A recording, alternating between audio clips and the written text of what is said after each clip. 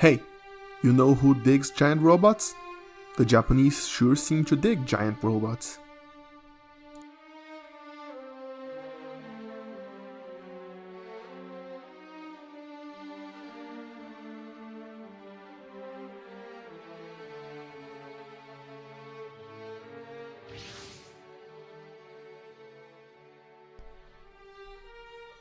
So, for those of you who have no idea what Super Robot Wars is about, basically, someone in Japan a long time ago decided, hey, we got a bunch of different anime that are all about giant robots, what if we put all of them together in a single game and get into beat the shit out of each other?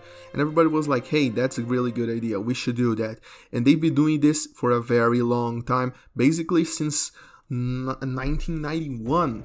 It's a massive franchise that has it has basically 58 titles and counting to this point, but basically due to licensing issues, you can probably imagine, since it's basically a licensing hell, since over 10 companies or 50 or even 20 companies hold the rights for each show that gets put into each game.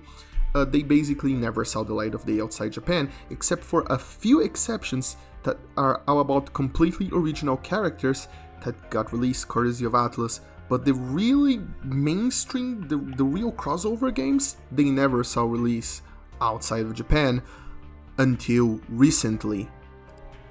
Now, let's not get ahead of ourselves here. It was released in English, but it wasn't made for us in the West, and it has no official release in the West. It was in fact made for certain regions of Southeast Asia where they speak English there. And while we technically began with original generation The Moon Dwellers, the translation was so bad, a lot of people like to pretend that it just didn't happen, which brings us to today's game, Super Robot Wars V, which was released quite a few years ago, but just recently, in fact just a few weeks ago, it was released officially on PC. That's right, Super Robot Wars on PC. I have no idea if I should be super excited for that, because I simply am not familiar with the Super Robot Wars series. This is in fact the first game I played, but the fact that I could finally play and take part in this special thing that has existed in the niche Japanese gaming community for so long, 58 titles, I gotta be honest with you, I was kind of excited. I've heard criticisms about this game before, about if he was repetitive and kind of boring, but it was all about people playing it in Japanese, and I didn't want to take the plunge, especially since it's such a text-heavy game. So right now I get to experience this almost magical thing that has always existed a little beyond my grasp, and I finally get to see with my own eyes and play with my own hands and come to my own conclusions. Is it good or is it bad? In the end, after all this time, was it worth the wait for one of these titles to come here? Technically not here, but you know what I'm talking about.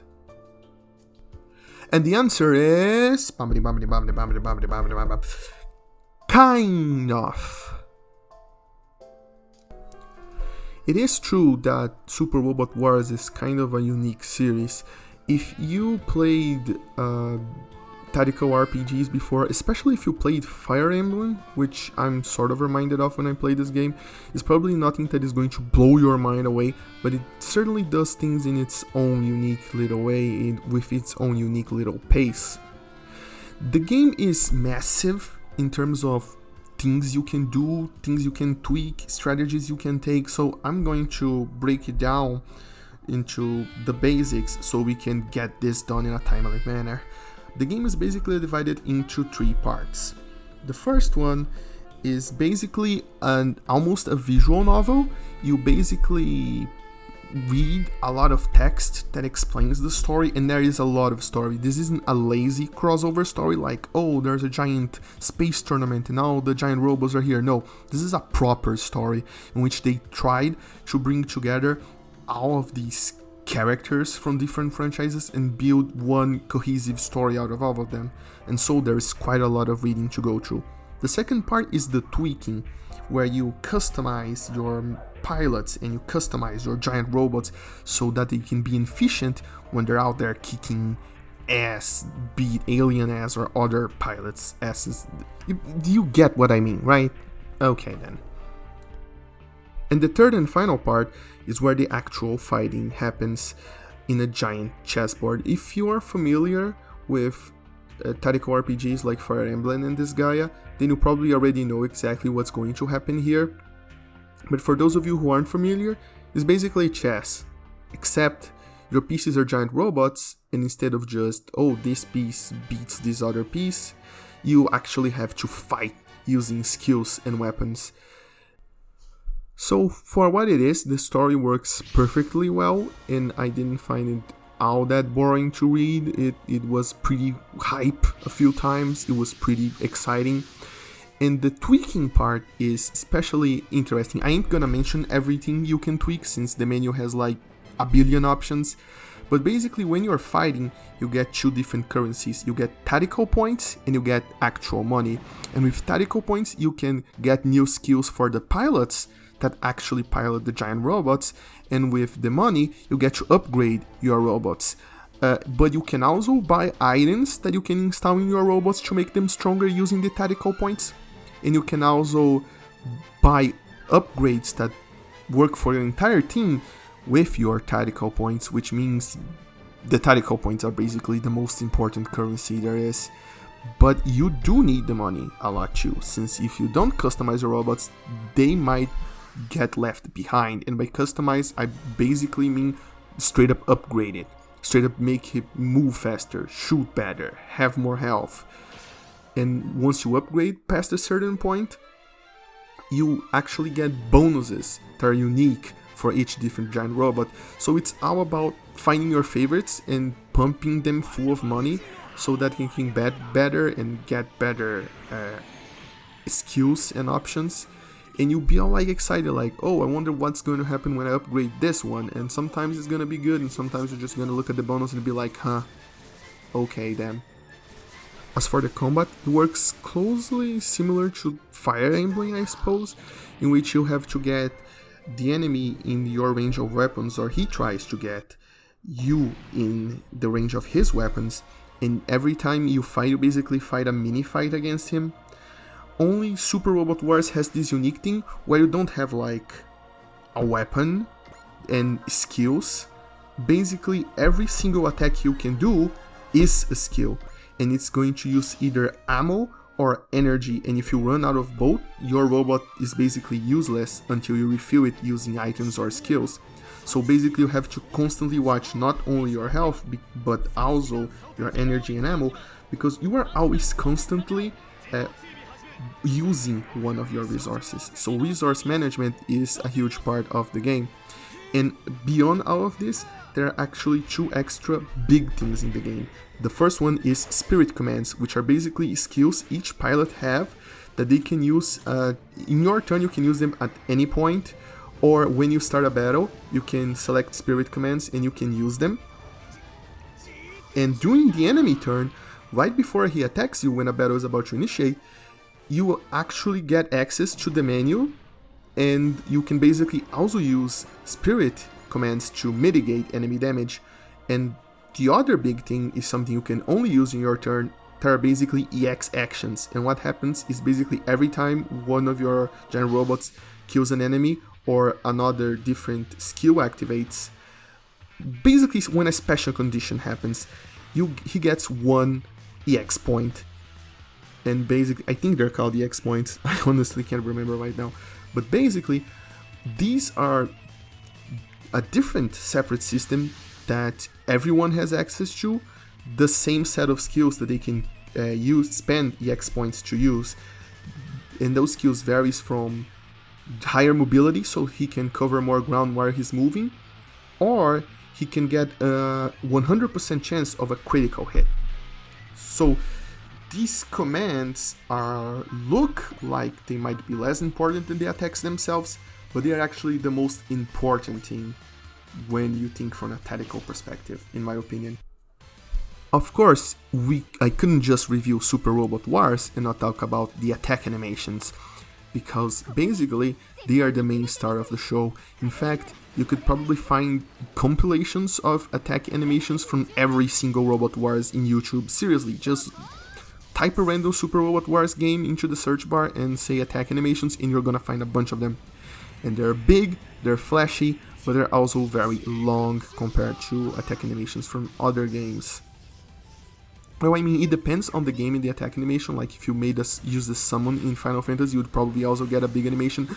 But here, almost every animation you get, almost every single attack you get after a certain point, they get a big flashy animation that is very, very long. And it's very, very awesome and rewarding when you see the giant robots get blasted by this, and it clearly shows a ton of work the staff put into them. They are basically this series calling card, not the tactics, not the story or anything else I just talked about. It's basically all about the attack animations, baby. But while all of these elements come together to make a game that was much better than I expected compared to how many criticisms I heard of it before, the thing is, everything is not perfect. Wow, shocker, I know. But time for the criticism train to arrive at the station. Choo choo! Let me go back to the previous things I talked about. The story is coherent, but the fact remains that there are a lot of series into it. And basically what ends up happening is that some series get a big place in the spotlight. Basically, Space Battleship Yamato 2199. That one is basically the big one. All of the starting missions and all of the end missions have them front and center, with the middle being basically spread across a bunch of different series. And the other main ones are Evangelion gets a bit of time on the spotlight, Mighty Gain, which I didn't watch before, and Cross Edge, which I also didn't watch before, take a gigantic lot of the story. And basically a lot of other series also show up, but they get thrown a bit to the side.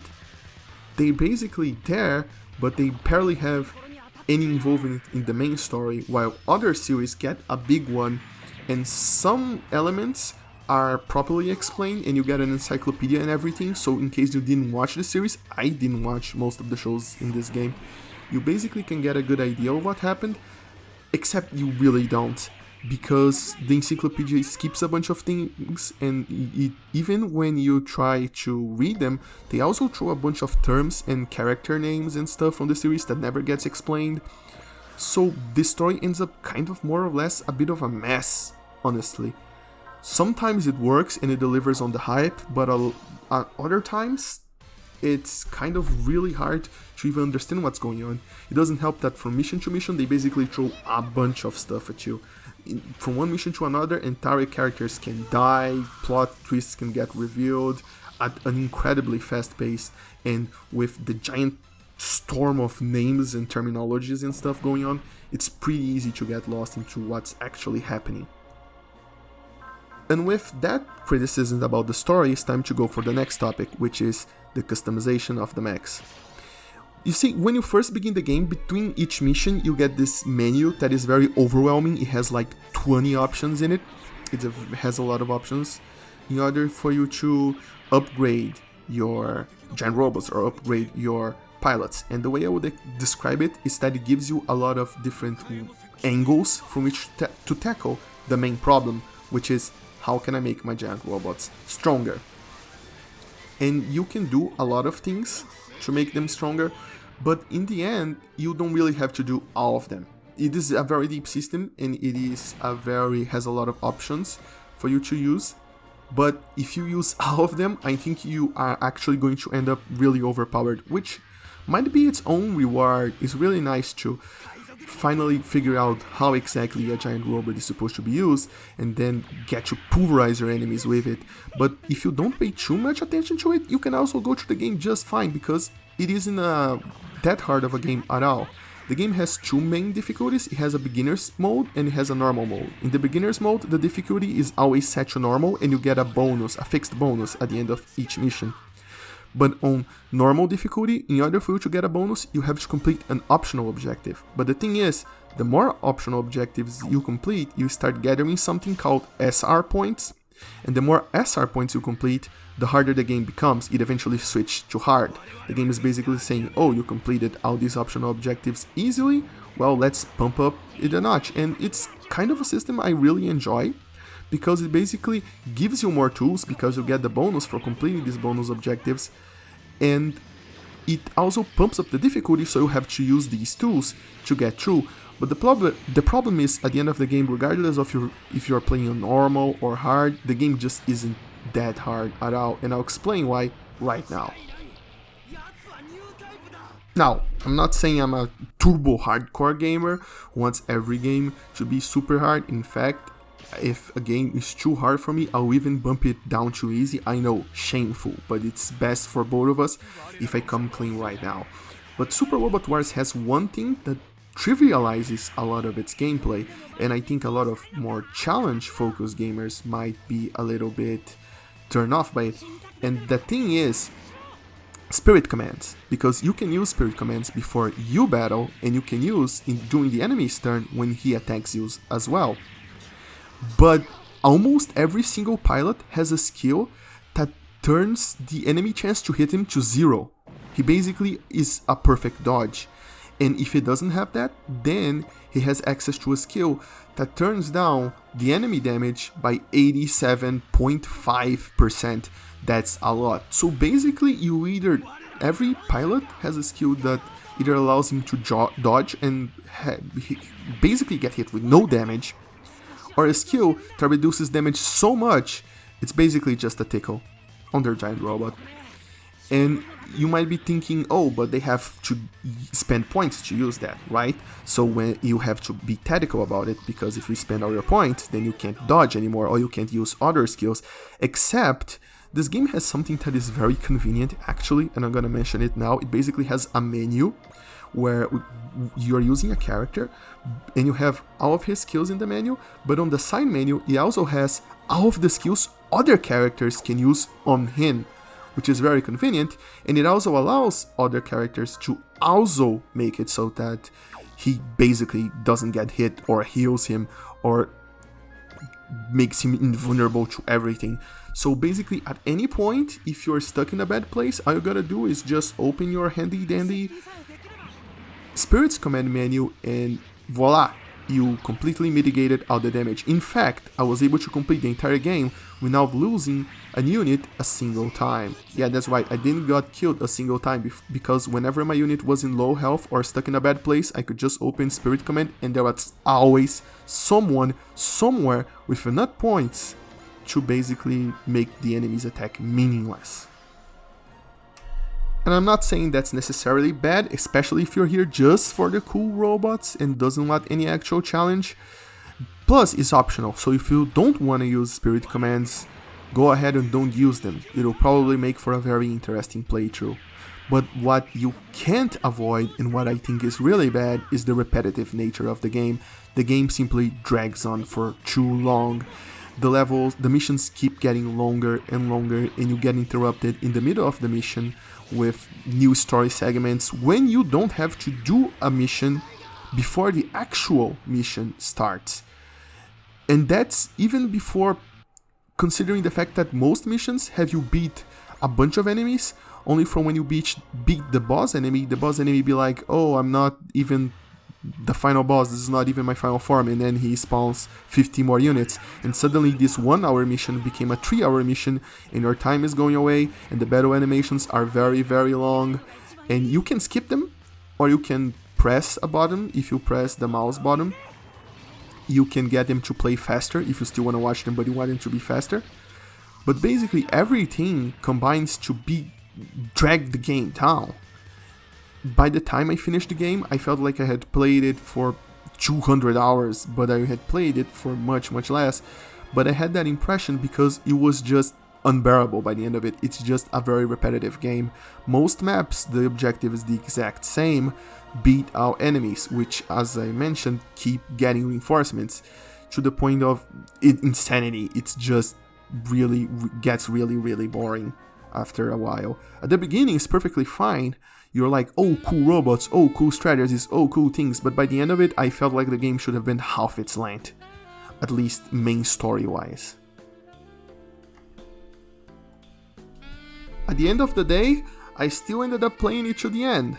Why? Because it's repetitive and it gets boring, but it also gets hype before it gets boring again, and it also gets strangely strategic and throws a few interesting, different scenarios at you before going back to the boring ones, and it's basically a giant roller coaster of ups and downs that I think in the end I quite enjoyed it. And I think in part that is because of the spectacular work they did in the port.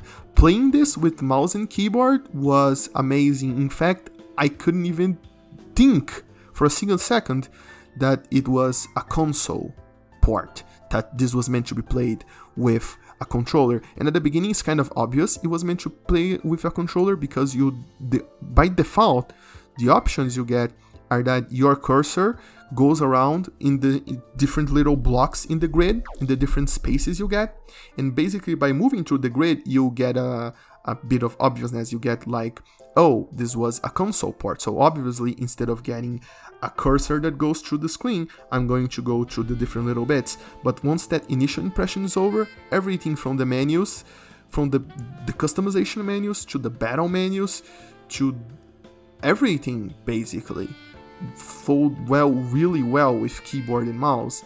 It was an amazing experience playing this with keyboard and mouse. In fact, I don't even want to think about having to go through all of those menus using a controller. It would have been hell having to go through each individual ship or select each individual part I wanted. The mouse really makes everything go along a lot faster, to the point where I didn't play the console versions. This, as I mentioned before, this is the first Super Robot Wars game I played, but if you were thinking, oh, maybe I'm gonna get the console version, don't. Just pick up the PC version. The controls are just so much better, so more intuitive, and makes everything flows along much faster, which is really important in a game that slogs down as much as this. The only big problem with this release, however, is that it's region locked to Southeast Asia. Which, in case you don't know what this means, it means if you wanna buy it on Steam, you basically gotta get a VPN and connect to Southeast Asia, and then pay it's really expensive. It's not that worth it, especially considering how cheap some of it looks like. Some of the animations from the attacks are ripped straight out of the anime they came from. So basically there was no work input in it. In parts the animation is amazing and I'm like, oh, they really put in the effort, and other times they basically just rip off the original show, and they don't really consider the original resolution of the visual asset they're using, and they basically just stretch it and it looks horrible. And for a game that is this expensive with this many franchises for this gigantic crossover, the game really does look kind of cheap at times. And beyond having to get a VPN and paying an exorbitant price on this game, you can actually get banned by Steam. So if you're going to get this game legally, I recommend you just make a completely new Steam account just for this one, because you could get banned at any time and you can basically lose your games. Such is the price of international copyright laws. But at the end of the day, I think the people that are going to enjoy this the most are the people who watch the original shows. I think they might really enjoy this one. I didn't watch more than half of this. If anything, this actually made me pick up Full Metal Panic, and I might end up watching a few Gundams later because of it, but I came here with only basic knowledge. I knew what a Gather Robo was. I knew what Gundam Unicorn was. I watched Gundam Unicorn, and I watched Space Battleship Yamato 2199, of course, which is a good thing since it's basically the main part of the story, but 90% of what's here, I didn't watch it. I have no idea what a Gain is, or what the hell a Daiturn or a Zenbot is. Those look really ancient, but it didn't really matter now that much for me, because in the end of the day they were cool robots, and I ended up liking them enough to take a look at their shows. And I think that's the spirit of Super Robot Wars. to celebrate giant robots, to celebrate this part of Japanese culture. And if you are into that, I think you might end up enjoying even more than I do, because I'm into that. But I'm clearly not enough, since I didn't hear about most of the shows that are in this game. So in the end, can I recommend it? Yeah, but it's not super spectacular. It's a hard 6 to a light 7. Nah, I don't like numerical scores. It comes here and it does what it must do. I would make a few changes to make it less repetitive. I would make a few changes to make spirit commands not so overpowered, but in the end of the day, it came and it did its job well enough that I can recommend it if you're into this kind of thing. But if you cannot take repetitive gameplay, and if you do not like anime, if you do not like anime, if you do not like animes, if you do not like those, don't. Just don't. This is the most anime shit ever made. And this is me signing off. Giant robots are cool.